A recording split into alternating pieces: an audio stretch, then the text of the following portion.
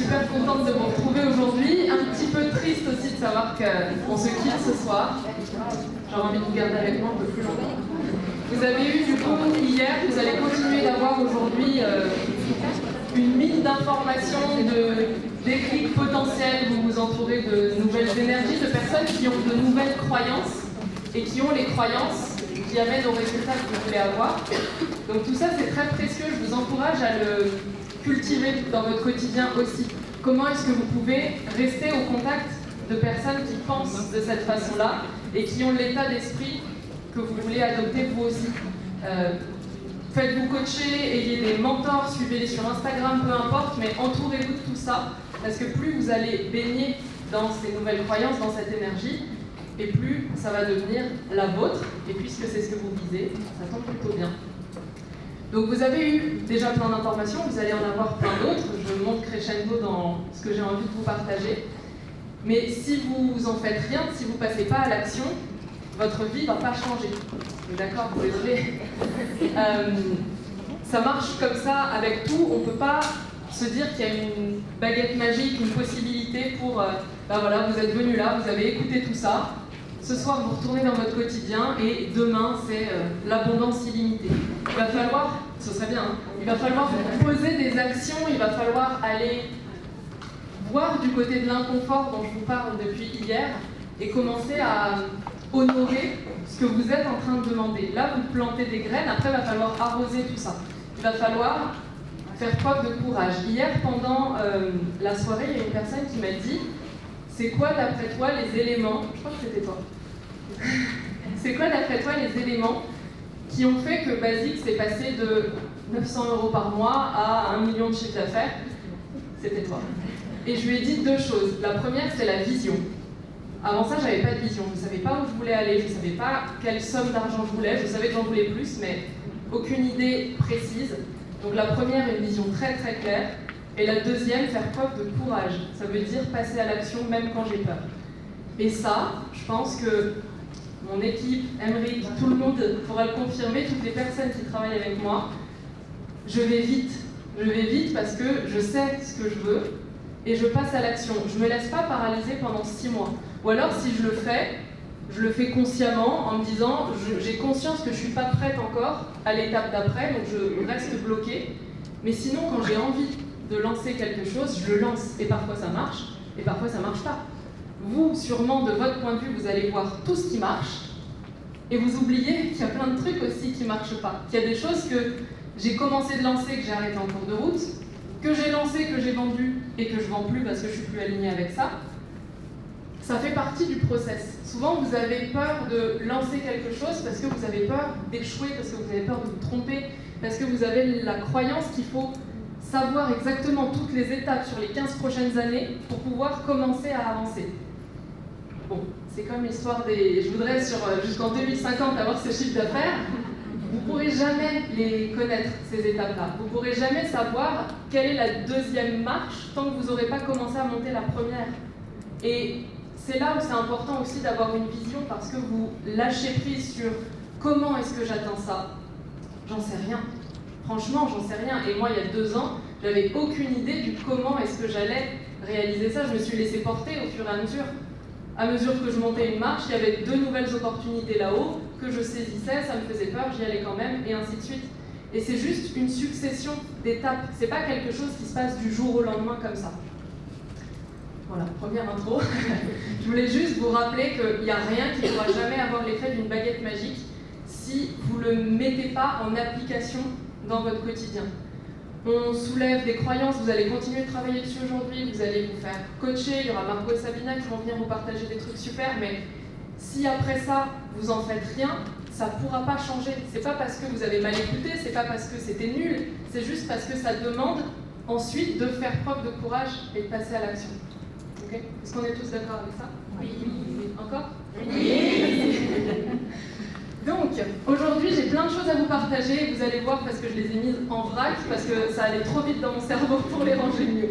Donc, il y a plusieurs choses là-dessus. Je vais détailler chacune. Déjà, première chose, c'est que pour avoir de l'argent et pour le garder, il y a 2 étapes. Et souvent, on s'arrête juste à la première. La première étape, c'est faire de l'argent. Comment est-ce que je crée de l'argent? Comment est-ce que j'attire l'argent? Ben, je crée une offre, je la vends, et puis après, je vois ce qui marche, j'automatise, je le fais à plus grande échelle, et j'ai plus d'argent. Ok, mais ça, c'est la première étape. La deuxième, c'est échanger cet argent. Et c'est pour ça qu'avec Margot et Sabina, on est aussi complémentaires, et que je vous en parlerai quand on introduira leur conférence, c'est que nous, on aime travailler avec Emeric sur faire de l'argent, et elles adorent travailler sur échanger cet argent. Comment est-ce qu'on le fait travailler pour nous, plutôt que nous travailler pour l'argent. Ces deux étapes-là, elles sont très importantes, parce que souvent, on a l'impression de faire de l'argent, avoir de l'argent avec son entreprise, c'est le but ultime. Et quand on en a, on est arrivé, c'est le point final. En fait, cet argent, il ne vous sert à rien. Il n'a pas de valeur tant que vous ne l'échangez pas. Imaginez que vous avez un compte avec 1 million dessus, mais vous ne pouvez jamais y toucher. Ça ne sert à rien, ça ne vous rassurera même pas, parce que pendant ce temps-là, vous vous direz, bah oui, mais je ne pourrai jamais l'utiliser, même si j'en ai besoin. Il n'a aucune utilité. L'argent, il prend de la valeur uniquement quand vous l'échangez pour quelque chose d'autre. Soit quand vous le faites travailler pour vous, quand vous le placez, vous faites des investissements, peu importe, ou alors vous investissez sur vous aussi. C'est ce que je vous disais hier. Est-ce que je vais faire plus d'argent en le laissant à la banque et en touchant un petit intérêt, ou est-ce que je vais faire plus d'argent en me développant moi et ensuite en créant des choses qui vont m'en rapporter davantage? Donc non seulement l'argent tout seul, il n'a pas de valeur, mais en plus, il n'est pas à vous. Et ça m'a fait des nœuds au cerveau pendant un petit moment, parce que j'avais quand même beaucoup la croyance que l'argent que je créais avec mon entreprise, bah, il était à moi. Il était sur mon compte, c'était le mien, et c'est mon argent, et donc je ne veux pas perdre mon argent. Mais pour avoir l'idée de perdre, ça veut dire qu'il faut qu'on ait possédé quelque chose avant. Je vous rassure, ce n'est pas un cours de philo, cette histoire. En fait, on ne le possède jamais. Et c'est là que la notion de contrôle dont on parlait hier et que j'ai bien traversé aussi dans le dur, parce que ça ne s'est pas fait de façon très douce, le fait d'apprendre à lâcher le contrôle. Et c'est même pas lâcher le contrôle, parce qu'en fait, on ne l'a jamais. On a l'impression qu'on contrôle les choses, qu'on contrôle les gens, les situations, les opportunités qui arrivent à nous, les clients qui nous contactent, l'argent qu'on reçoit, mais en fait, on ne contrôle rien de tout ça. Et l'argent qui est sur notre compte, il n'est pas à nous. Sur un billet, il y a écrit Banque de France. Si la banque décide que demain, ça ne vaut plus rien, ça ne vaut plus rien. Il n'est pas à vous jamais tant que vous ne l'échangez pas. Le seul truc qui aura de la valeur et qui gardera de la valeur, c'est quand vous l'investissez ou quand vous achetez des objets intelligents, entre guillemets, c'est-à-dire, Margot montrait sa montre hier par exemple, ça peut être un investissement intelligent. Elle prend une somme d'argent, elle achète une montre qui prendra de la valeur avec le temps, donc c'est pas un investissement passif qui lui fait perdre de l'argent, et la montre, elle lui appartient vraiment. Ok ? Donc ça vient vraiment titiller ce truc de contrôle et de j'ai l'impression que c'est mon argent, je ne veux pas perdre mon argent. Mais si vous oubliez, si vous ne partez pas du principe que vous le possédez, alors ça veut aussi dire que vous n'avez rien à perdre et que vous pouvez davantage le voir comme un jeu. Comment est-ce que je peux utiliser cette énergie de l'argent, la faire circuler et voir comment est-ce que je peux l'attirer pour moi en plus grand et en plus grand encore. Ce qui m'amène au deuxième point. L'univers n'aime pas le vide. De façon générale, quand vous faites le vide quelque part, ça va se remplir d'une autre façon. Vous avez peut-être déjà expérimenté, pour les entrepreneurs ici, si vous avez travaillé avec des clients et vous n'avez pas tellement aimé travailler avec ce genre de clients. Il y a un moment de transition où vous vous dites j'ai envie de changer de cible ou alors j'ai envie d'avoir plus de temps. Et en fait, tant que vous n'allez pas faire le ménage pour faire du vide, il n'y a pas d'autres clients qui vont arriver, il n'y a pas la place. C'est comme si vous aviez un bocal qui était déjà rempli, et tant que vous n'êtes pas en train de le vider, et ça c'est un acte de courage, de dire ouais je suis plus aligné avec ces clients, avec cette façon de travailler, donc je vais faire le vide pour pouvoir laisser la place après à ce que je veux d'arriver. Et ça c'est une loi universelle. Si vous faites de la place, il y a quelque chose qui va arriver. Ça marche aussi avec l'argent. Si vous en sortez, il y en a qui va rentrer.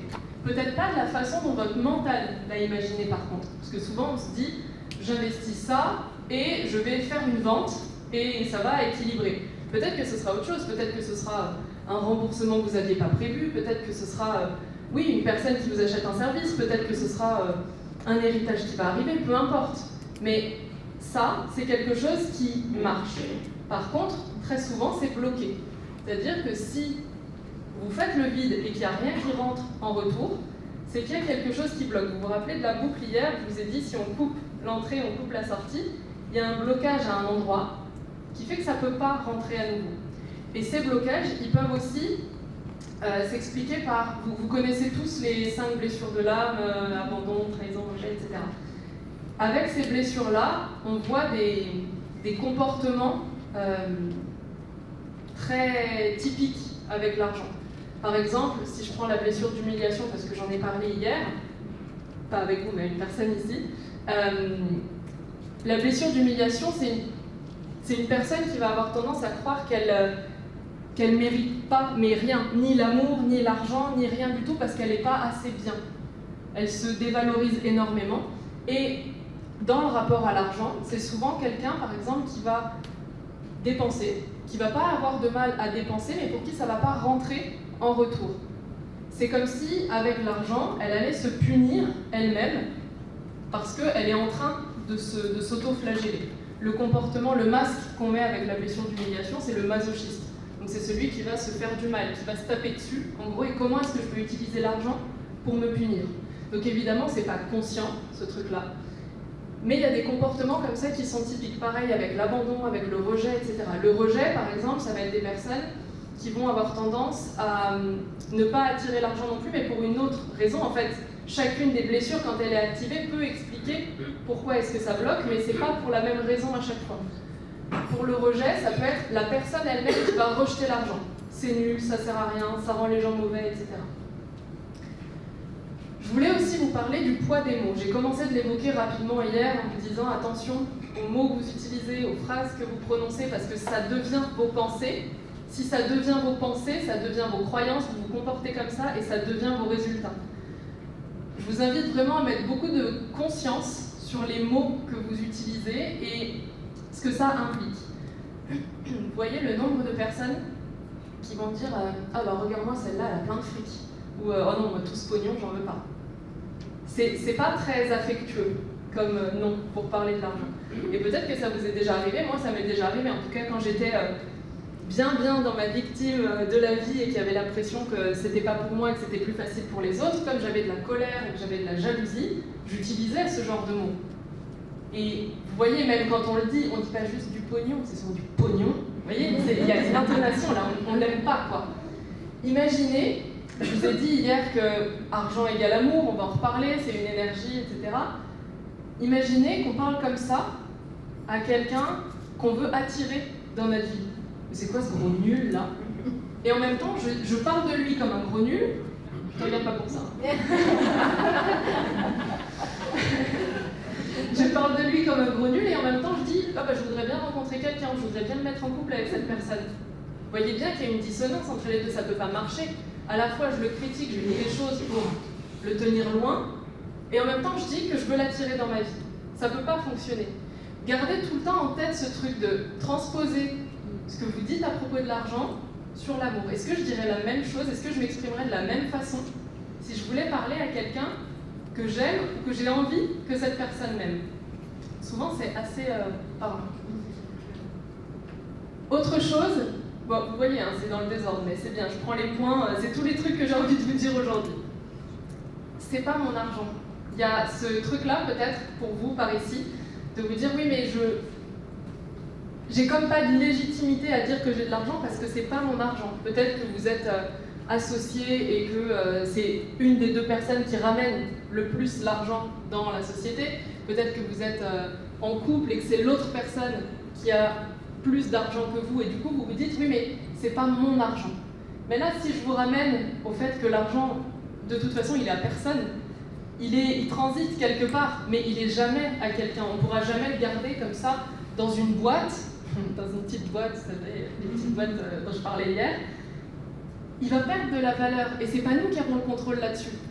C'est pas nous qui décidons quelle est la valeur de l'argent à ce moment-là. Regardez là, on est dans une période où carrément l'argent perd énormément de valeur. C'est-à-dire qu'avec une même somme, on achète beaucoup moins de choses qu'avant.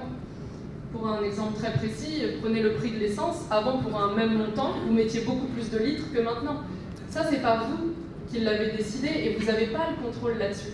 L'argent, si demain on vous dit que 100 € ça vaut 1 €, Vous êtes obligé de subir ce truc-là. Il ne vous appartient pas vraiment.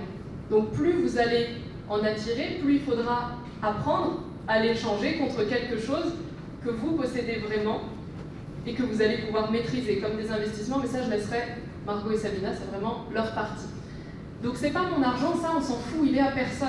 Et ça m'amène à cette leçon-là qui est très importante.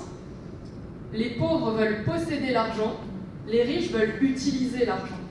C'est deux choses complètement différentes et qui m'ont secouée au moment où je l'ai compris, parce que moi j'avais la croyance que pour dire que j'avais de l'argent, il fallait que je le possède, il fallait que je l'ai sur un compte et qu'il soit bloqué. Vous voyez ce truc de dire, bah oui, c'est bien de dire que tu as une entreprise qui a fait 1 million, mais on n'a pas 1 million sur un compte, donc au final, c'est pas vraiment notre argent. Il y avait tout ça qui se jouait à l'intérieur de moi. Et quand j'ai compris ça, je me suis dit, ah ok, j'entends davantage la notion de jouer avec l'argent. En fait, prenez n'importe quelle grande fortune, ils n'ont pas la fortune qu'on leur attribue sur un compte bloqué quelque part, en euros ou en dollars, peu importe. Ils l'investissent, mais très souvent, ils n'ont pas grand-chose en réalité, pour des raisons d'optimisation fiscale, etc. Mais est-ce que vous voulez posséder l'argent, c'est-à-dire l'avoir dans votre poche et juste l'avoir comme un doudou? En fait, est-ce que l'argent, c'est votre doudou?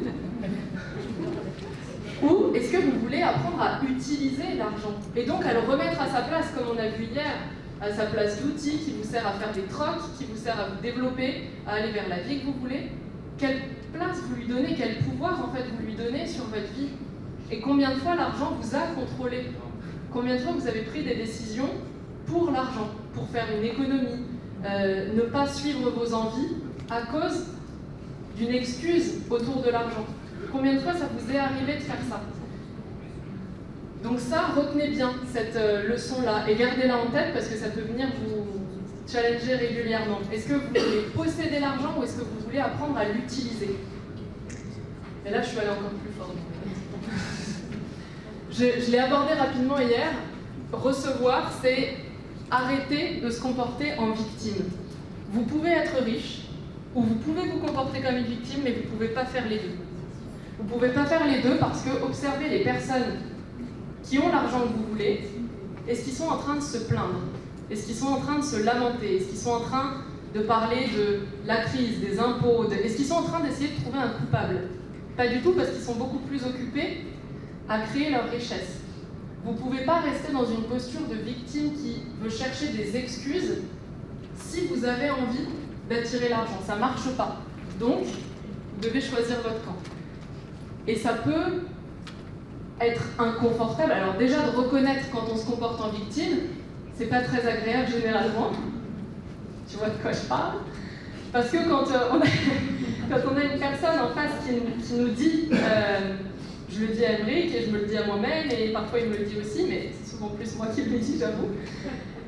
Parfois il est dans un comportement où je lui dis, ouh, là t'es en train de faire ta victime, ton bébé au moi, comme elle dit Margot.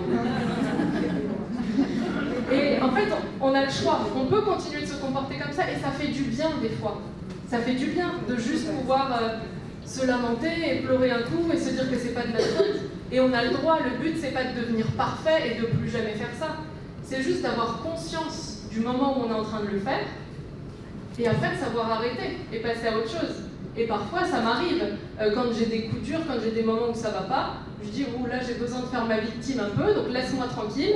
Je reste dans ma bulle une demi-journée ou une soirée, je pleure un petit coup dans mon coin, je me raconte que c'est de la faute des autres, que pour moi c'est moins facile, blablabla. Et après je passe à autre chose, parce que si je reste là-dedans, ça va jamais aller travailler à ma place, ça va jamais aller m'apporter les résultats que je veux. Donc ce que je dis là, c'est pas ne soyez plus jamais dans ce comportement, c'est pas possible. Ça arrivera tout le temps. Et c'est mécanique, en plus on est entouré de beaucoup de personnes qui se comportent comme ça. Il y en a très peu en fait mondialement qui élèvent aussi leur conscience à ce niveau-là et qui ont conscience de se comporter de cette façon. Et puis vous connaissez peut-être le triangle de Cartman, sauveur, bourreau, victime.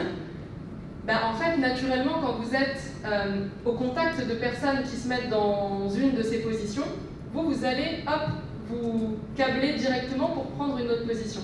Donc ça, c'est un truc qui se fait automatiquement, qui se fait inconsciemment. Et souvent, on voudrait changer les autres. On voudrait que ce soit les autres qui changent de comportement. Arrête de te comporter en victime parce que j'en ai marre que tout repose sur moi. Et en fait, là, on est plutôt le sauveur de la personne qui voudrait aller l'aider, qui voudrait aller faire à sa place. Mais dès que je change ma posture à moi, j'attire plus les autres personnes. Ça, c'est valable dans votre entourage, c'est valable dans vos clients aussi. Je sais qu'il y a pas mal de personnes qui sont dans le coaching ici.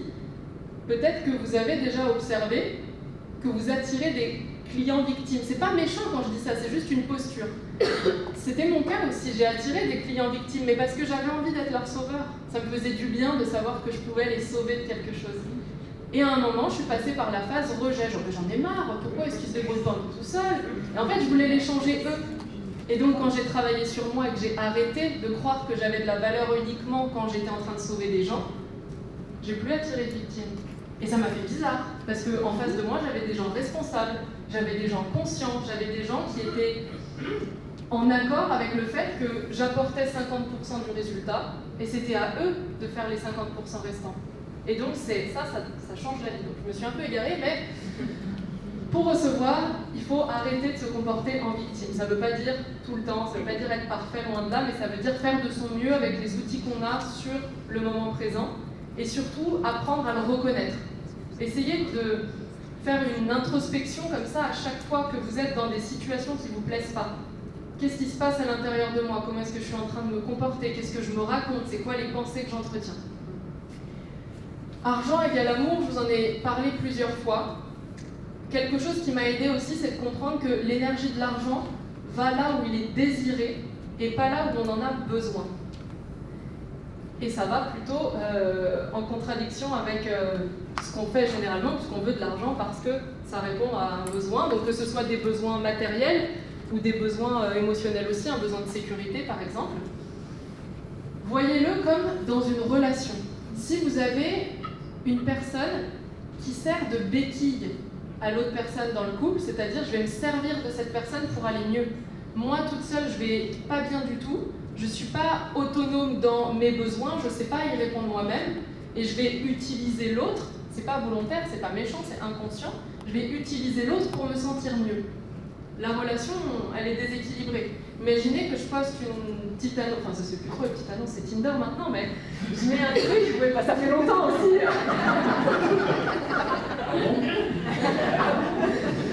Imaginez que je mets un truc là sur Tinder pour dire bah voilà, je recherche quelqu'un qui m'apporte la sécurité, la liberté, blablabla. Moi j'ai rien à lui apporter en échange, mais donc je cherche quelqu'un qui viendrait me sauver pour ça. Ça donne pas tellement envie généralement de venir occuper cette place-là. À moins que la personne ait un gros problème aussi de son côté et que dans nos problèmes on réussisse à s'accorder, ce qui est possible aussi mais ce qui n'est pas viable sur le long terme, donc ça demandera à s'ajuster. L'argent comme l'amour va là où il est désiré. C'est quand on a envie d'être avec quelqu'un, beaucoup plus que quand on a un besoin vital d'être avec quelqu'un. Je ne sais pas si vous avez déjà été dans ces relations-là, mais parfois il peut y avoir un truc très malsain de dépendance hyper forte, où on a l'impression que tout seul on n'est rien, et que si l'autre s'en va, c'est la fin du monde. Eh bien on n'est pas autonome, mais avec l'argent c'est exactement pareil. Demandez-vous, par rapport à l'argent, si on sort de ce truc argent, comment vous vous comportez quand vous recevez un cadeau? Quand quelqu'un vous fait un cadeau, mais pour aucune raison, c'est même pas votre anniversaire, rien, juste j'ai envie de vous faire plaisir, je vous fais un cadeau. Ou alors un compliment. C'est waouh, t'es hyper belle, j'adore comment t'es habillée, puis qu'est-ce que t'es gentille et machin. Comment est-ce que vous vous comportez dans ces cas-là? Est-ce que vous êtes plutôt du genre waouh, merci, ça me fait tellement plaisir, j'accueille et je prends? Est-ce que vous êtes du genre merci, mais je vois pas trop de quoi tu parles, aujourd'hui en plus j'ai mis un vieux truc, rien à voir? Ou est-ce que vous le renvoyez directement, genre ah non, mais toi t'es encore plus bien habillée que moi aujourd'hui, vraiment, t'es super, t'es hyper inspirante, etc. Observez comment est-ce que vous vous comportez quand vous recevez. Est-ce que vous recevez les bras ouverts et vous kiffez? Est-ce que vous vous sentez un peu obligé de renvoyer le compliment ou de refaire un cadeau ou... Si vous venez avec moi au restaurant et que je vous invite, vous allez vous régaler, mais si je vous invite comme ça pour aucune raison, est-ce que vous allez vous sentir redevable et vous dire bon bah la prochaine fois c'est moi? Vous voyez ce truc-là? Observez comment vous vous comportez quand vous recevez. Parce qu'en fait, un compliment, un cadeau, un resto ou ce que vous voulez, c'est juste la version visible de votre comportement avec l'argent. C'est la part de yin et de yang aussi. À quel point est-ce que vous êtes dans l'action pour créer, pour générer, et à quel point est-ce que vous acceptez de recevoir quand ça arrive aussi. Souvent, quand il y a un blocage avec l'argent, c'est aussi parce qu'on est très bloqué uniquement dans la partie yang. Et c'est pas tellement déconnant de penser ça, étant donné qu'on est dans une société où il faut travailler dur, faire, sinon on est flemmard, etc. Donc on a beaucoup de yang qui prédomine, et à quel point est-ce que vous pouvez augmenter aussi la part de vous qui accepte juste de recevoir, sans raison, sans explication, sans devoir redonner, juste pour le plaisir d'accueillir quelque chose. La gratitude, l'ingratitude, j'en ai parlé hier. Si vous demandez constamment, sans voir, sans prendre le temps de voir ce que vous avez déjà, la vie ne va pas tellement avoir envie de vous redonner encore.